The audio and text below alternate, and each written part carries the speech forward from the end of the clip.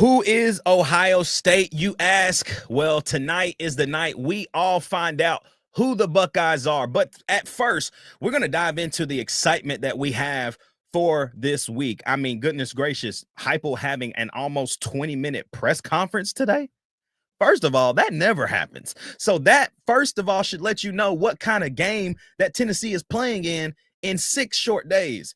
I just can't wait, man. I'm excited. We're going to dive into Tennessee. We're going to dive into Ohio State. Who is Ohio State offensively, defensively? What are they going to try to throw at the Vols to keep us off balance? We're going to talk about Heupel and the other players' press conferences. And then, man, we're really going to just dive in on the rest of this week. The excitement that we have, the excitement that, you know, the magnitude of how big this game truly is. But then also, lastly, I think it's a game Tennessee should win. I don't think there's a reason Tennessee should lose this game.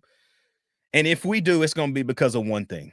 And we're going to talk all about it tonight on the Who is Ohio State show. It's your boy Ruck in the building, man. I got my guy, the straight up Tennessee. Hey, this dude been rocking with us from the jump. It's my guy. That boy Dylan Elam will be joining the show tonight. So y'all already know what it is, man. It's straight up Tennessee, baby. Welcome to the Who is Ohio State show. First play, second quarter, touchdown Tennessee. That throw's intercepted. Pierce down the sideline. Touchdown.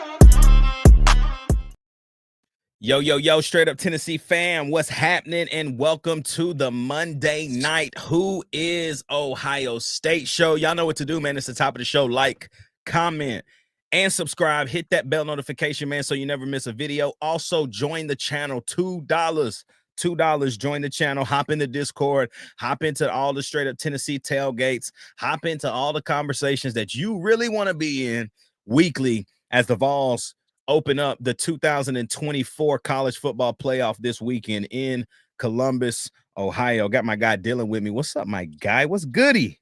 What's up? What's up? Brody, we were talking a little bit before. It's go time. We here, bro. Like, It's go time. it's felt like, and I'm appreciative of this for college football.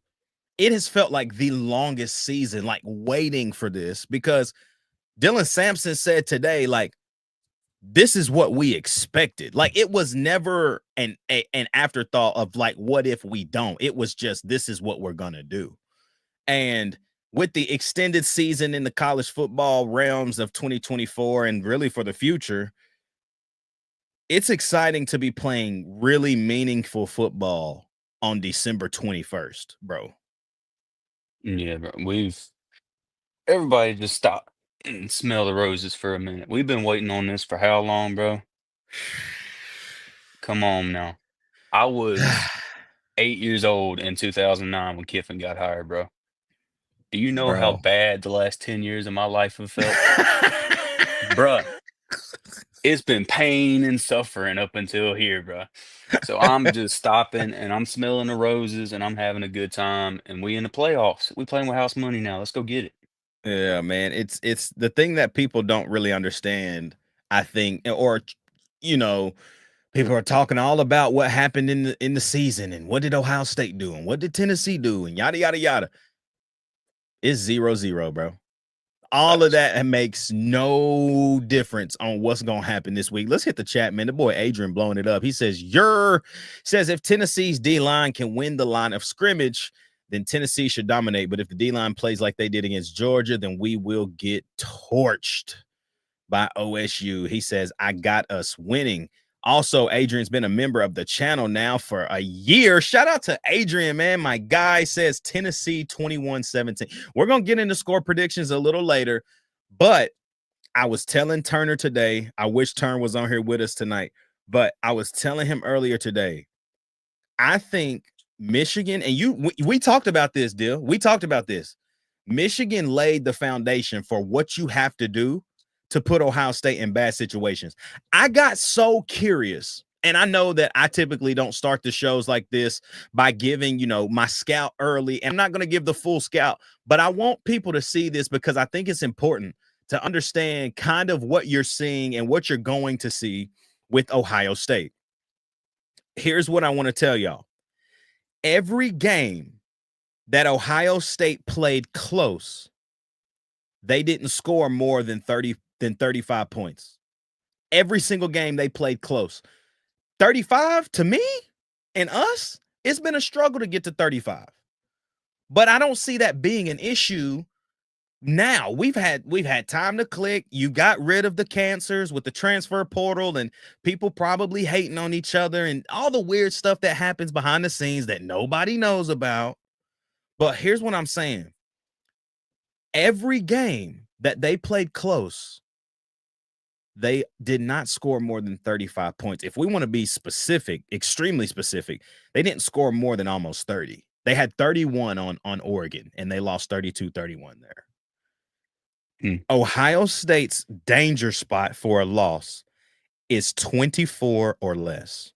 Look at Nebraska. They should have lost to Nebraska. 21-17 was the final. Nebraska had the game won. I don't understand how they choked that game. If you go back and watch it, it was just a piss poor effort from Nebraska down the stretch.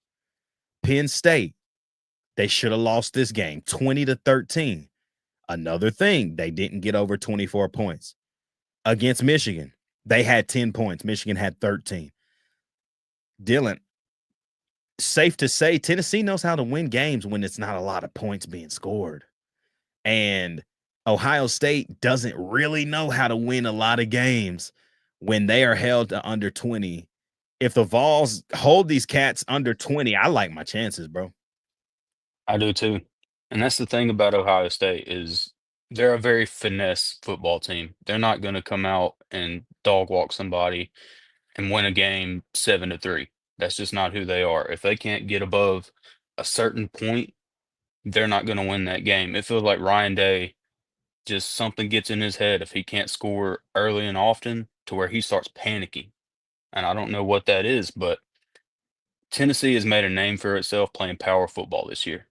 All year. Play hard defense, run the ball. It's supposed to be cold. I'm talking about 28 at kickoff. That's what we're going to live and die on. Hit them over and over and over and over and over again until they break. It's 2020 Titans football.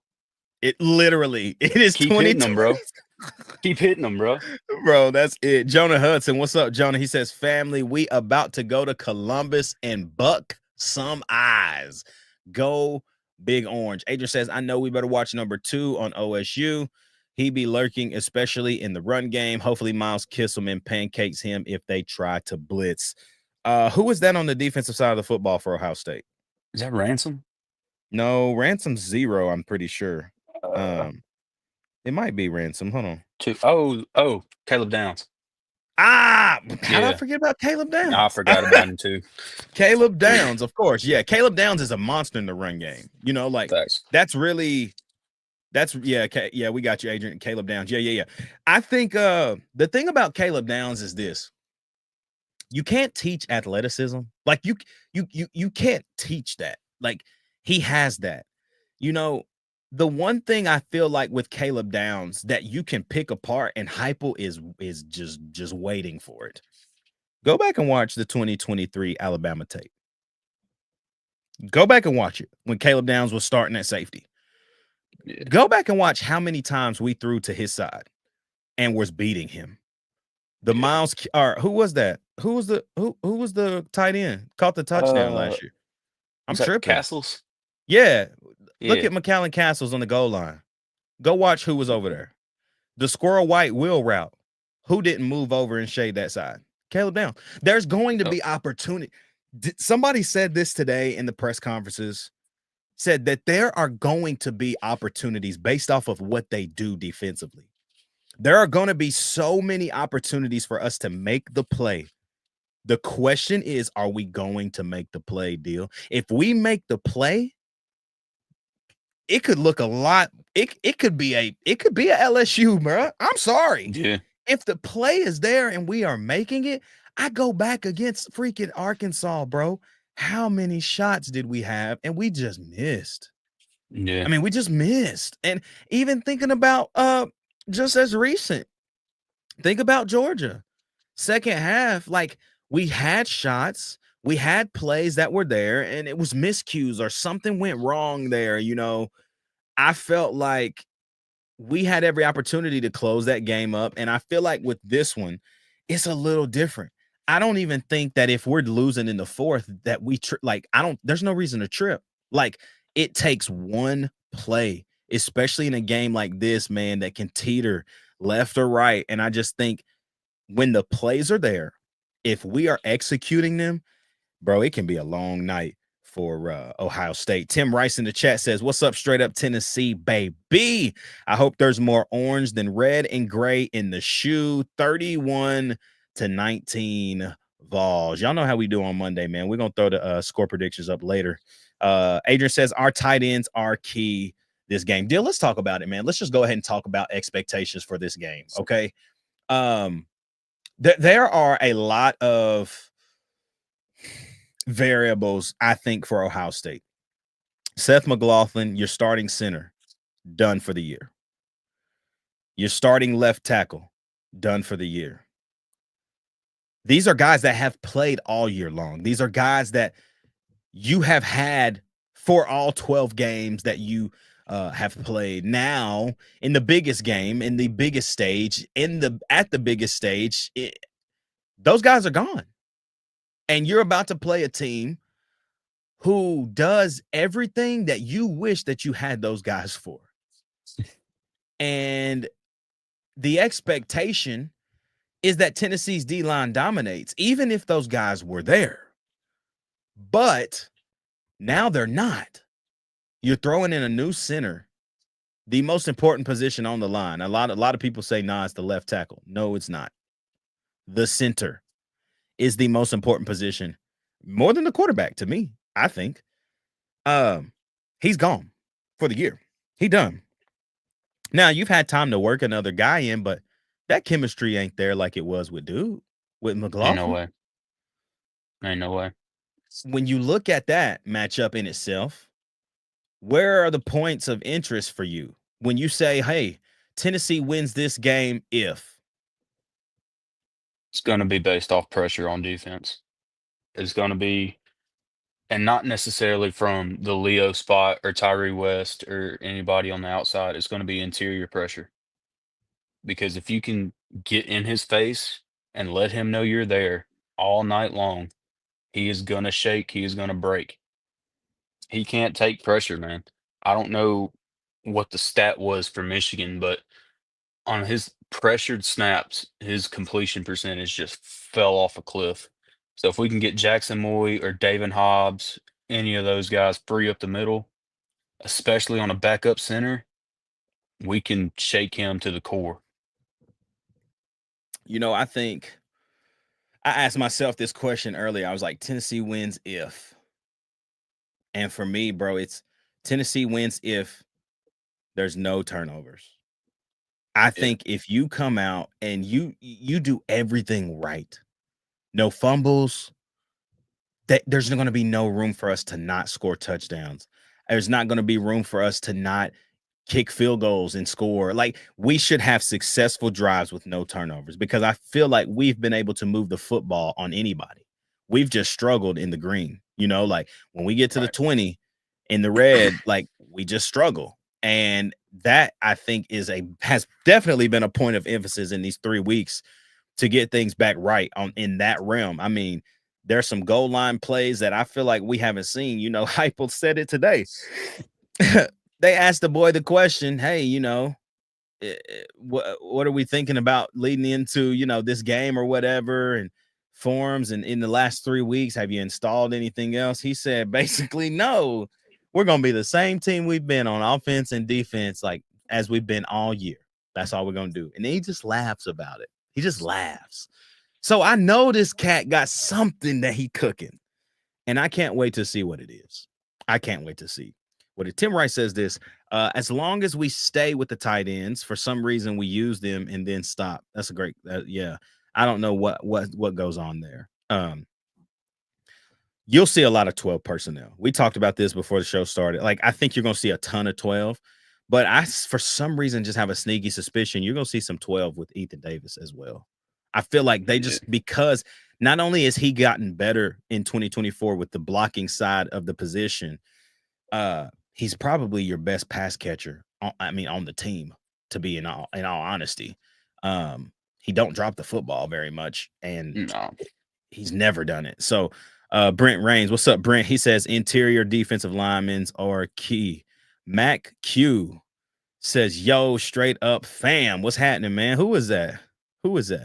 I wonder who that is. Mac Q. Drop your name, Mac. You sound like my homie, bro. Bro, listen, man. I said Tennessee wins if there's no turnovers, but there's also a side of this to where Tennessee wins if it doesn't give up big plays. I think they're going to have their 20 to 30-yard chunks. It's the take the top off 50-yard bomb to Jeremiah Smith or Emeka Udoka or whatever his name is, Ibuka. Like, those are the ones that you can't have.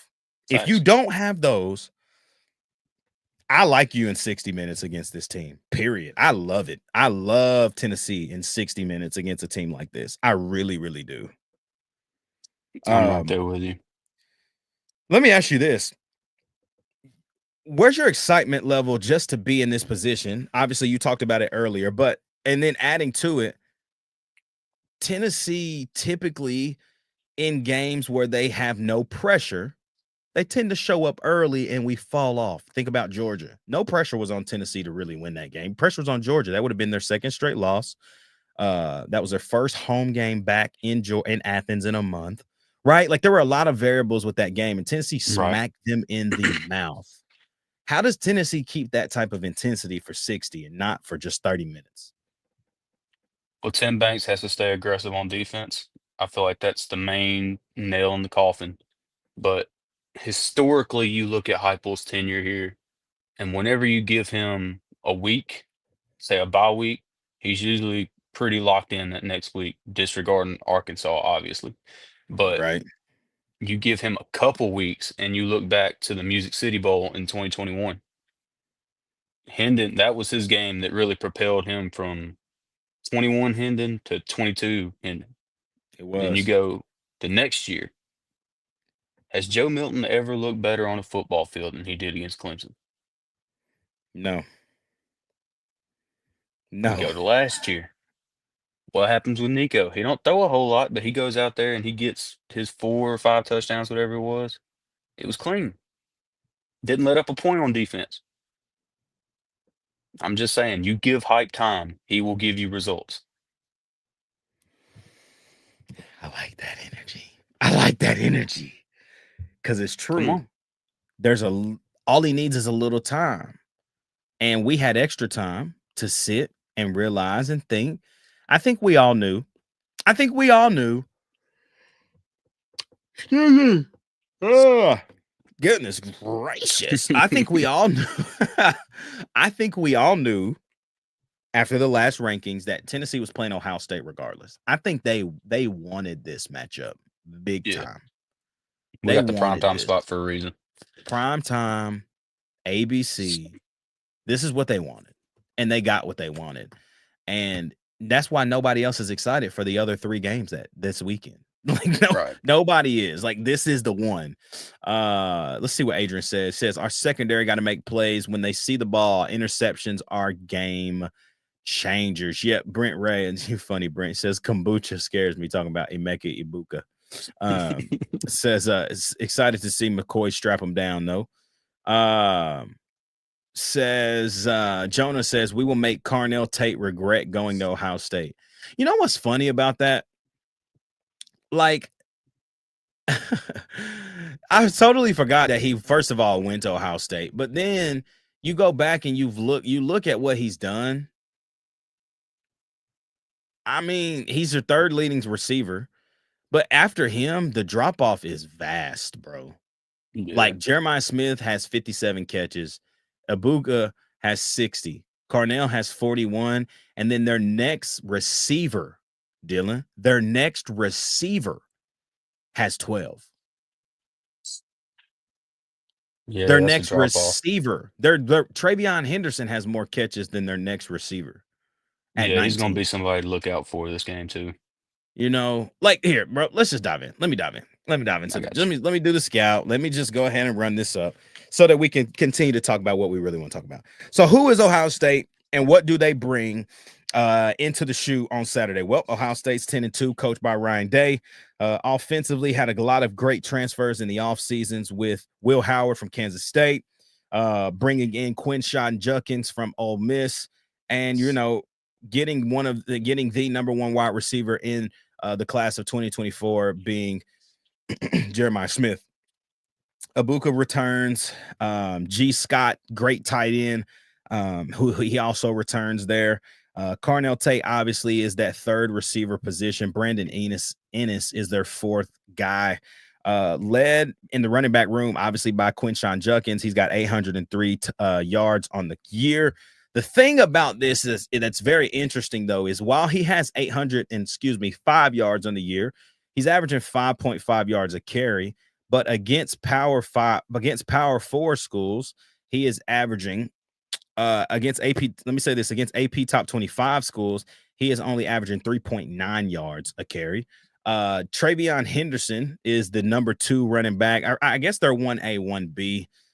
Henderson does have almost 40 less carries, but he almost has as many yards as Quinshon Judkins. He averages 7 yards a clip, and he's had 751 yards rushing.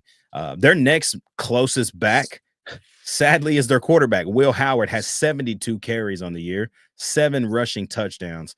Running back wise, James Peoples would be their third guy at 42 carries for 191 yards and 2 touchdowns. Obviously, I talked a little bit about the receiving core with Jeremiah Smith, Emeka Abuka, Carnell Tate, Brandon Ennis. But like Dylan just mentioned, Travion Henderson has 19 catches on the year, 135 yards, no touchdowns, but he is a monster in the screen game for Ohio State. A lot of mid screens, a lot of cross screens that they do with Henderson. He is their dump off guy. If everything downfield isn't covered, Howard can't run. Travion Henderson is the guy that's kind of there to make something out of nothing. You look at them defensively, a lot of 4-2-5 schemes. That's what you're going to see. I think they're going to try their best. I mean, they're going to try their best to throw different things defensively and try to use the same blueprint as Georgia and Arkansas. Play a lot of 3 high safeties. I'm assuming they're going to try to get out of what they do. And I have a feeling that it will hurt them. Turn talked about this a little bit in last week's show on Monday. He basically said it's different for Ohio State to plan because this isn't a team that you see every year. Like you don't know until you get on the field how wide those splits are. You can see it on film and be like, dang, they really out there. But when you get out there and you got 53 yards side to side and you see how far away from the ball you are, that's the danger zone for a team like this who doesn't see this type of offense a lot. And that's why I feel like Heupel's just licking his chops. He's licking his chops, man, because not only is Tennessee going to stretch this 4-2-5, but they're going to stretch it to run. And I think that the interior for Ohio State is incredible. I'm not taking anything from Ohio State here. Obviously, an incredible defensive lineman in Tyleik Williams. He's a 6'3" senior. Hasn't been extremely productive this year, but he's still a dog. Jack Sawyer is the big name you really need to look out for, being the defensive end, 6'5", 260-pound senior. He had his best month in November. Had 20 total tackles, 2 sacks, and a pick so far in the month of November. If you look at another position for them, number 30, Cody Simon, he's another senior for them. You keep going. JT Tui Malawo. How we say his name, bro? JT Tui Malawo. Tuimo. I don't know, bro. I'm gonna call Tunga him Viola. JTM. Tunga Whoever he is, he came back. He was a dog last year. Just remind you, he's a defensive end. They move him to some sub linebacker kind of concepts when they come out in different formations. Like, let's say they're in the 4-2-5 and they play a 4-2-5 under. He kind of comes out as that sub linebacker who kind of stands up on the line instead of hand in the ground. Another great guy defensively for them as far as cornerbacks are concerned, Jordan Hancock. He's another senior on the roster. But Caleb Downs, obviously being the safety that he is, the 6-foot sophomore there, and then Lathan Ransom, another good safety. Their safeties are very solid and can make plays back there. I think the one place that Tennessee has an opportunity to succeed is the special teams game. Boo Carter, Boo, I'm calling on you, Boo. Listen now. I've been saying for the last 3 weeks, you're going to take one to the crib. Wouldn't it just be even more beautiful to do that in the shoe? Prime time. College football playoff round 1. Take one to the crib, Bukata. Take one to the crib, man. Booze do. I think Ohio State is a solid roster. They paid enough money to win a national championship this year. Will they? I don't think so. I think it all ends on Saturday for them. And I think it shows you that, yes, money can pull together talent, but money won't build culture. And the one thing that we have that Ohio State doesn't have is culture. It's a family. It's something that people know they're playing for more than what's on the chest, man. They playing for way, way more. And I just feel like the heart, the tenacity, the power that Tennessee brings into this as far as the dominance on the defensive side of the football, I think it could be a little bit too much for Ohio State, even in their home stadium. Ohio State's going to hit. They're going to smack. They're going to do their thing. But I think at the end of the day, it really will get down to who have you played and how have you played against them. Every time Ohio State plays a decent team, it goes down to the wire. And if they have that type of energy in the shoe once again, I see it going the opposite way again.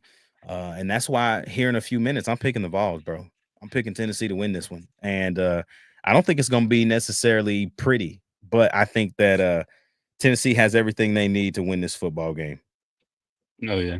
It's going to be ugly. This ain't going to be ESPN top game of the year. It's going to be a dogfight. It's going to be third down after third down after third down. But I think that's where Tennessee excels this year, man. Because we can run the ball.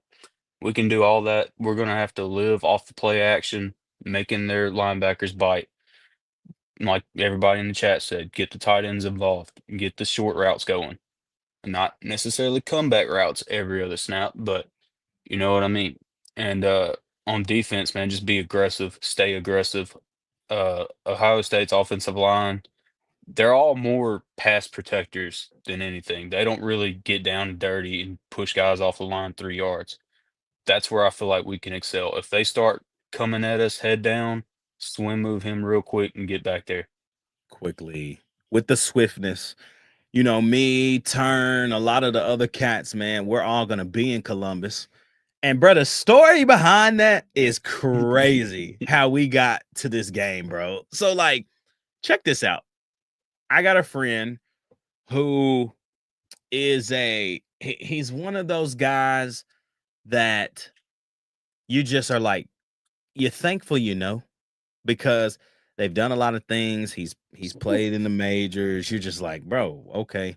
He knows a lot of people. He's connected, but you would never know that if you didn't know the cat. He's got a sister that played volleyball at Ohio State.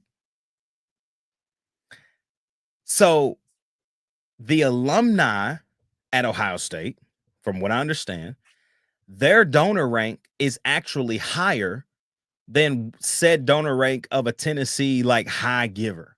If you were an alumni of here, you kept your status, you kept season tickets, your status is like high. Right. So high that they sit in the 12th row. Okay? So her husband hits me. We're all in a group chat. I'm like, bro, if you can get those two in your season ticket seats, like, I'll take them for sure. He's like, bro, absolutely. I'll go for them. I know I'm going to get them. I'll get them and I'll just sell them to you for face value. Okay, cool, bet. And he didn't say nothing much after that. He was like, oh, yeah, here they are. And here's where they are. And it was in the 12th row. I was like, oh, shoot. Okay. Well, rewind, turn tells me, like, when we found out on that Sunday where we were playing, dude already booked a room and didn't have no tickets, bro. Like dude booked a room, had no tickets. I was like, Brody, what are you doing? He said, I don't know how we gonna get there, but we getting there. He has no idea this is happening with me behind the scenes. So I ended up saying, you know what, bro? Like, there was something in my stomach, spirit was just like, bro, you should give these to Turner. So I did. I gave those two to Turner and his wife. And if y'all only knew Turner's wife, she is the most like, well, I'm telling you, something's gonna come back for you. It's coming back. Are you sure you want these? I was like, I'm promised. Like, I'm good. Like, I don't care if I go. I don't care if I don't. If I go, cool. If I don't, cool. I'll stay at home, smoke a brisket, chill out. You feel me? Like, we vibing. She was like, no, I can promise you it's gonna come back to you because you gave these to us. And I was like, okay, I hear you. I'm cool. The next day, my ticket man from Ohio State hits me again, says that they got an alumni pre-sale. Different from the general season ticket pre-sale. So this is an hour earlier than the general ticket pre-sale for Ohio State season ticket holders. This is the alumni pre-sale. He's like, bro, I can go for two more. I know I'm probably going to get them. And I said, you know what? Yeah, just go for two. If you get them, cool. Well, it's like the night before, bro. It's like the night before. I mean, it's because the pre-sale was on Wednesday. So it's Tuesday night, last Tuesday night. And I was like, man, you know what, bro? Like, let's go for, if you can get 6, bro. Like, because he told me, he said, I can get up to 6, but I'll just go for 2 if you want. I said, yeah. I said, just go for 2, man. Like, we don't need all that. You know what I mean? I'm just like, whatever. I was like, bro, go for 6, bro. Go for 6. And go for 6, bro. Right. Lo and behold, he got 6 of them. We are literally in the opposite side of Turner in the 24th row, bro, in Ohio State. I hope you For got your face boy up there value. at OSU a Christmas present or something, bro. Hey, That's a listen, good friend. man. Shout out to the OSU team because this is also what I want to tell y'all. This is a season ticket holder at Ohio State, not going, selling to Tennessee fans. So when you hear Tennessee fans hacked Ohio State, you ain't even got to hack the portal, bro. They willing. They like, I ain't going to this. Here, take them. Facts. Y'all, this is about to be a 2022 LSU Tennessee showing. I promise you. 5 hours from Knoxville, like 5.5 from Nash, Memphis, 6.5. Like, this isn't far to travel for a football game, boys and girls. This is a game where you might see everybody saying, 5 to 10. I'm saying 20 to 25,000 Vols in this place. And when we score on television, you're going to hear, good old Rocky Top, woo, Rocky Top, Tennessee. You're going to hear it. It's not going to be something that you hope you hear. You're going to hear it. You're going to hear it. So, bro. And that's the thing. Just a little secret for everybody listening. It's cheaper to go to Ohio State for a playoff game than it was to come to Neyland for Alabama. Probably even for Kentucky, to be honest with you. These tickets are not that expensive. I looked a minute ago. Like the top upper deck's like 150. It's double that to sit in the top row in Neyland, bro. Easy. Come on now. It's double that to sit in the top of Neyland playing against dang UTSA. Facts. Facts. Oh man, y'all listen, y'all know what to do, man. It's the back half of the show. Everybody watching, let's go ahead, tap in, throw in these early week score predictions. Throw them in the chat. Throw them in, everybody. Them early week score predictions. Bro, this one's been hard, bro. This one's been hard to pick for me. I know I'm taking the Vols, not even being a homer, because I got called a homer because I said that if Dylan Sampson was at Boise State, he would have been better than Genty was. Somebody told me I was crazy for saying that. It's common And I knowledge. said, huh? I said, bro, we gonna find out who Genty really is. Literally. And sadly, you're not even really gonna find out based off of who they would play round one. Really? But like, you still gonna get to see, like, you will still see what I'm trying to explain to people. Like, Ashton Genty, dude, you can't take it away from him. The dude is talented. He's been great all year. He would not have these same numbers at any Power 4. I promise. Don't put him in the Big Ten or the SEC. I promise he wouldn't have these numbers. I promise. Because if y'all are so certain he would have these numbers, if y'all were so certain, then why haven't we not heard about this dude till this year? That's all I'm going to say. But back to Ohio State, Tennessee deal. You take it first, man. What you feeling score-wise? And be real. What are you feeling? How do you think this game's going to go? Like I said a couple of times now, but I feel like this is going to be a nasty game where we just going to have to put our head down, buckle our chin straps, and make them play SEC football for 60 minutes. We're going to have to hit them, and we're going to have to push them off the ball. We're just going to have to be physical, man. And that comes at every facet of the game. It don't matter if it's a freaking PAT. You get in front of that offensive lineman in front of you, and you hit him as hard as you can. I feel like if we execute, if we run the ball, if we don't make mistakes, no turnovers, and we can keep Ohio State out of the red zone, we're going to be all right. I got 28-20. Balls. Flip that spread. Flip that spread. What they say, game mode. Flip. What they say. Oh, man. You know, I'm on the same wave as you. I think the number for Ohio State is 24. They get to 24 or more, they got a good shot at winning this game. But I don't think they've seen anything like what they're going to see offensively from Tennessee. And I don't think they've seen the strength or the power or the tenacity or the grit that they're going to see from a Rodney Garner coached defensive line and a Tim Banks coached high risk, high reward defense. I don't think Tennessee's going to have to do anything fancy to win this game. I don't think there's got to be deep balls. I don't think there's got to be big runs. I don't. I think that it's a 5-10 and make you earn everything, Ohio State. And so I've got my final score as 23-17 Tennessee. 23-17 Tennessee. And I think it's 23-10 for a long time. Like maybe for a quarter or so. And you're just feeling great if you're a Vol. And then the Ohio State tries to make a late push, but that defense just does what they do. And Tennessee holds them off 23-17. Adrian Wells in the chat says 21-17 Tennessee. Brent says, I just hope that Clogger guy shows up in some orange and white checkered overalls. Yes. Tim Rice says 31-19 Vols. My guy Matt Q says 35-31 Vols. Brent Raines 24-17. Hey, we're close. We're close, Brent. I'm 23-17. We're close, bro. Brent says Saban retired. Ain't no pity. Conway, Twitty, don't matter. Vols by 50. Vols by 50.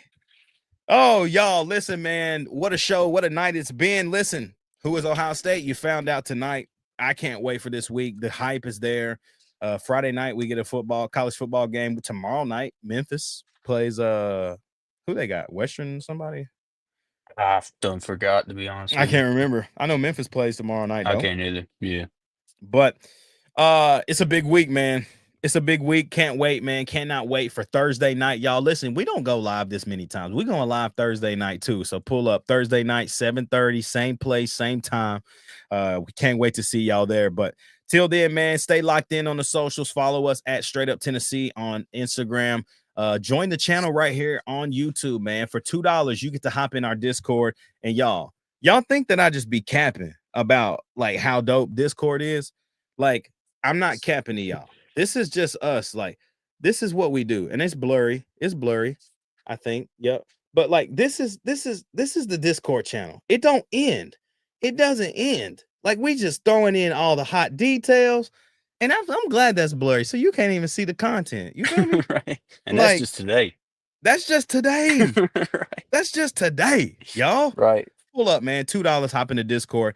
Hang with us, man. We can't wait to be back with you live on Thursday night, man. So Thursday night, 7:30 Central, 8:30 Eastern. We'll see y'all back live. Apple and Spotify. It's Tuesday for y'all. Thank y'all so much. Can't wait. See y'all live Thursday night. For my guy Dylan, you already know, man. It's your boy Ruck in the building. Big week for the Vols. Heading to OSU. You already know what it is, man. It's Straight Up Tennessee, baby. We'll see you live Thursday night.